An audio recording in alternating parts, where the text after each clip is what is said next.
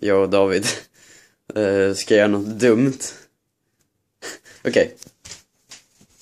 Förklara vad vi ska göra, Ludvig. Ja, det får de se när de kommer ut. Få tysta nu.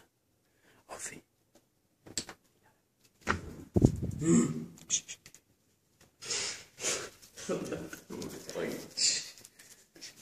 Kolla här. Det är aslångt ner här. Vi kanske inte ser det, men det är skitlångt där.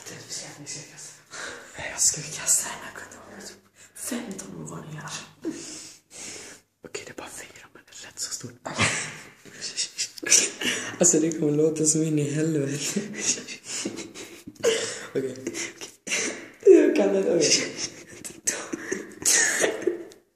Okej då. Kom igen. Gör det.